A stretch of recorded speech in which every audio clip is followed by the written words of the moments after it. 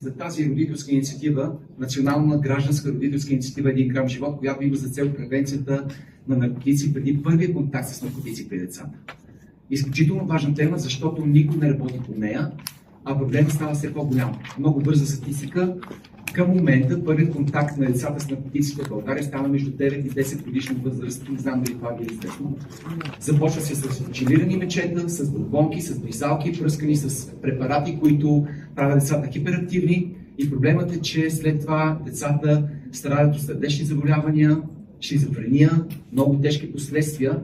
Така наречената новата дизайнерска дрога влиза все много по-големи мащаби сред българските ученици в училищата. 80% от осмокласниците в България в момента са пробвали даден вид наркотик. Независимо какъв. 80%. Няма значение дали са в държавно училище, частна паралелка, спортна такава. Родителите също неглижират проблема. Нашето дете не е такова, най-честите отговори. Нашето семейство е прекрасно, ние контролираме нещата, но никой не знае какво прави децата, когато са извън дома си. И това го признават поне родителите по статистика. Затова правим такъв филм, който се казва Един грам живот, съвместно с тази родителска инициатива, като целта е превенция. Малки и големи да разберат, че наистина има сериозен проблем и е много по-лесно той да бъде разрешен преди някой да е пробвал наркотик, отколкото когато пробва и след това да се чудим как да го лекуваме. И си говорим за децата, за бъдещето, но няма да има бъдеще, няма да има деца, ако ги изпуснем в този така важен начален момент на тяхното развитие, а проблемът е наистина страхотен. Вече година и половина работя по този филм. В момента дори го снимаме, опитваме се да ви покажем и кадри от снетият материал до момента. Започнахме снимките на 17 май, снимаме до 17 юни, включително. Много дълъг процес, много сложен процес. Последните 4 дена до 6,5 сутринта снимаме сцени, които са свързани именно с употребата на наркотици. Целта на филма е не да крием какво се случва, а да покажем какво се случва, как се случва, защо се случва и най-важното, как може децата и родителите да намерят решение на този проблем, защото сигурен съм, тук всички имате деца и поне по-голямата част от вас.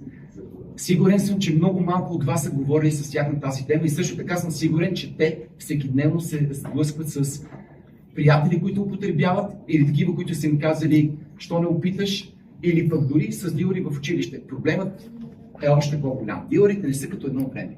В момента дилърите са самите ученици, които помежду си разменят някакви неща, както казахме в началото, при малките са бомбони, ти не знаеш как са пръскани тези бомбони. Още по-лошо, че когато има проблем, родителите водят детето в специализирана клиника и там лекарите не знаят какво и как да го лекуват.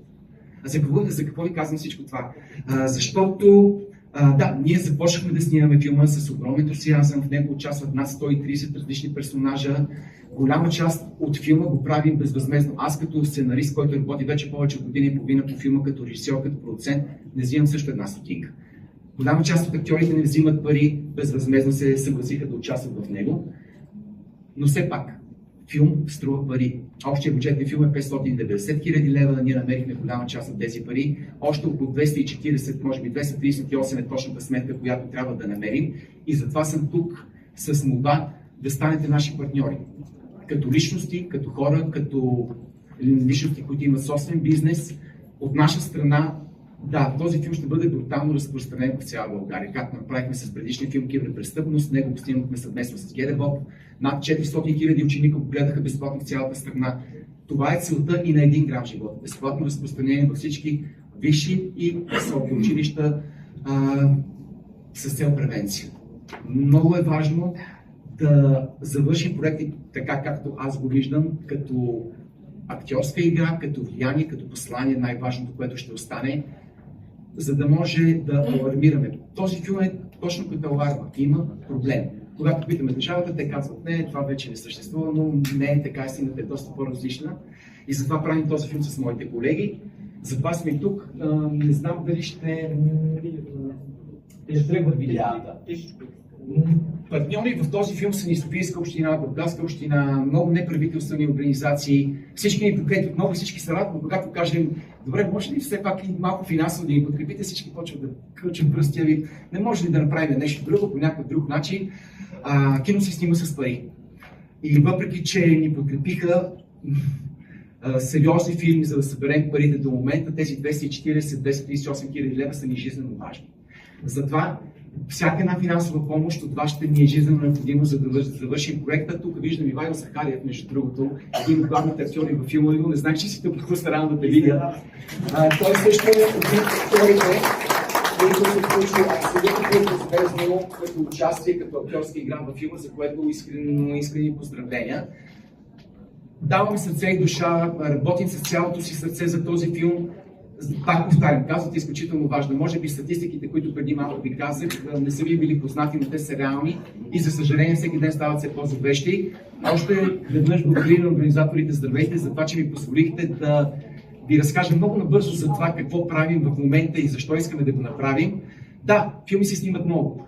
Бунди стъпи на бюджет 5 милиона, направи доста сериозен оборот.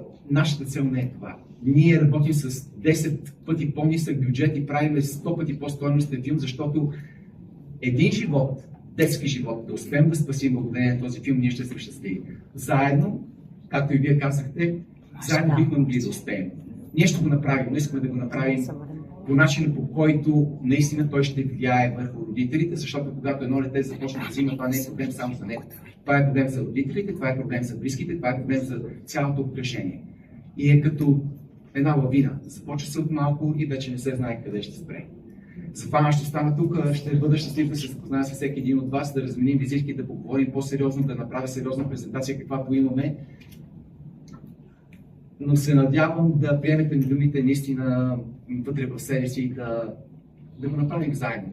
Ние ще направим всичко възможно, вие като личност и като бизнес да бъде рекламиран.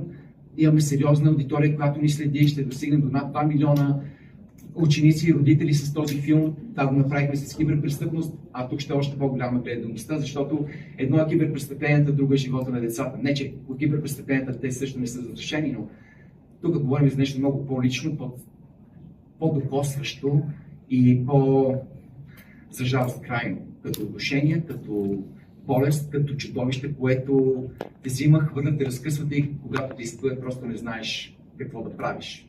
Дали ще оцелееш, дали няма да оцелееш, беле да остава за винаги. Благодаря за вниманието. Пожелавам на всички да сте живи и здрави и много просперитет като цяло. Благодаря.